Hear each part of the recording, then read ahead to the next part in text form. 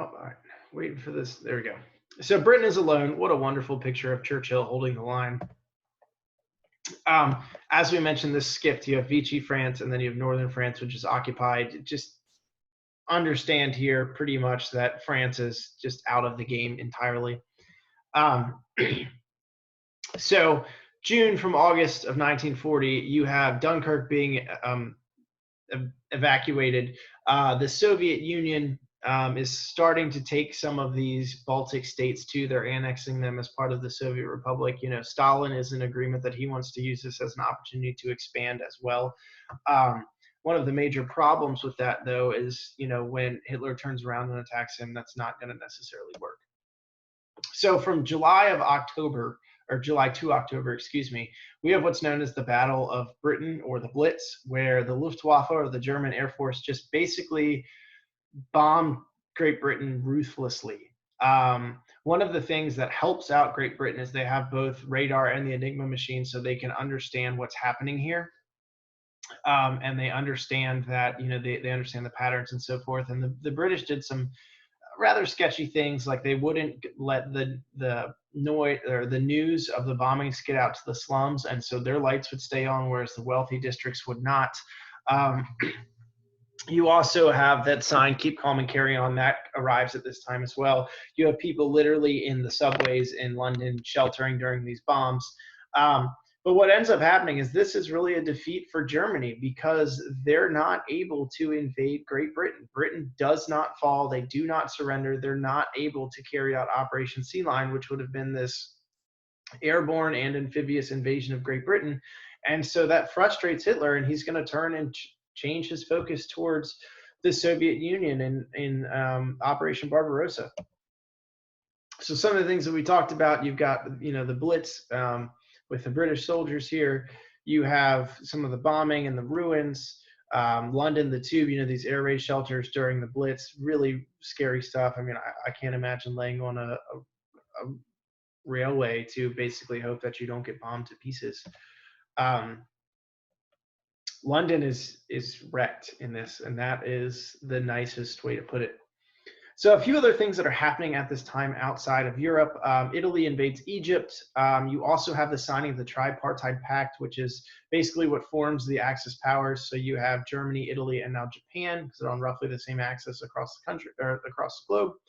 And then Italy will also take Greece, and Hungary and Romania, and later Bulgaria and Croatia will all join the Axis powers. From my understanding of this, they don't have too much fighting or too much, you know, resources that are offered. I think they were just trying to figure out, you know, the best move for them at the time. So you have that Berlin, Rome, Tokyo axis that we talked about. That's September of 1940. You have the leaders along with their flags, all very, very militaristic, focused on expansion. Yeah, it's not a surprise at all that these sign the alliance that they do. So 1941, from February to March, Germany is actually going to invade northern Africa, and they're trying to help out the Italians because the Italians are actually losing to Great Britain. Remember, the Italians are attacking the British Empire, so the British were already there. So they send the Africa Corps to help out there. And what is going to happen in terms of the United States is that in March, we are going to approve the Lend-Lease Act. Congress finally steps up, and they say that we can lend or lease arms or supplies to any country that is vital to U.S. security, aka we can help out our friends. So Britain, Soviet Union, China, they're all going to receive vast sums of money and supplies from us to help fight this war and fight back against the belligerents of World War II. So you've got, you know, some of the tank fighting in North Africa. If you're familiar with Call of Duty, there's always a tank level in the desert because of the North Africa campaigns and Rommel. What ends up happening with the Lend-Lease Act, if you add all of this up, we're talking tons and tons and tons of money sent to countries that we believe were vital to our security. Great Britain, $31 billion. Soviet Union, $11 billion. Those are the really substantial ones. Keep in mind, the Soviet Union wanted us to open up a second front, and we weren't ready to do that. Well, we haven't even got to the invasion of the Soviet Union, but in 1942, when we're helping them out, they're going to want us to open up a second front, and we just don't have the means to do that at the time. So this is where all of our aid is going throughout the world at this time. The majority going to Europe, but still others in Africa, South America, Asia as well. So June to November, Hitler makes the same mistake that Napoleon does. He is going to have Operation Barbarossa, but when you do that in June, you end up running into the Soviet winter. So if this would have happened in April, this might have been a different story, although I don't think Hitler believed that it would have taken as long and that the Soviets would have been able to hold out. So Hitler starts these bases in the Balkans, and the Soviet Union is not prepared. They are taken by surprise. And in fact, Stalin delays his response to Hitler and to the Nazi army because he is so angry at what has happened. And that actually allows or ensures the death of many, many Soviet civilians. Hitler's going to take Leningrad and starve out the people, hopefully basically for surrender. This is largely just symbolic. Leningrad was not overly strategic in the war. Hitler is going to try to take Moscow, and the Soviet Union is just being scorched. I mean, they're coming through, they're burning everything in their path, resources are being depleted, and then the winter will hit. And as you see, you know, this stabbing at the back. So you have this massive invasion of the Soviet Union and massive invasion up to Leningrad in the north. They're going to try to take Moscow.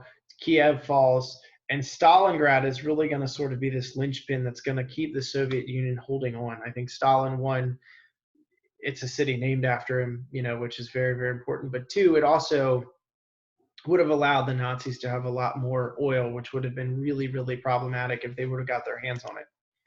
So June 22nd, 1941, this is a really significant date because you have 3 million German soldiers, 3,400 tanks moving into the Soviet Union. And this really shows just how unlimited Hitler's desires and ambitions were in this war. At the same time, the U.S. and the Soviets, sorry about that, the U.S. and the British are already talking about peace plans for after the war. So they're talking about things like freedom of the seas, freedom of trade, self-government, etc., disarmament, things that were talked about in World War I as well. But they're nowhere close to winning. So I find that this plan is a little bit odd in terms of when it happens in history and why they chose to do that. But hey, this is an important part of the chapter. So the Soviets finally launch a counter-defensive in December that will actually drive the Germans from Moscow.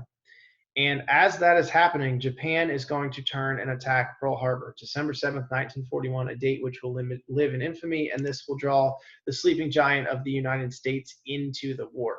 So this map here is important because Japan is expanding all over here, and we as the United States were in the way in the Philippines, and they saw us as the only sort of roadblock to controlling all of the regional power of Asia. So they had to attack us. They needed more oil. They felt like, you know, we have to knock the U.S. out for 5 or 6 years. They thought this blow would knock the U.S. out, our Navy out for 5 or 6 years, and really it only knocks us out for about 3 months or 6 months, excuse me. One of the other things to keep in mind about the attack on Pearl Harbor is that the U.S. had actually just moved our fleet from San Diego to Pearl Harbor, and we had authorized the tripling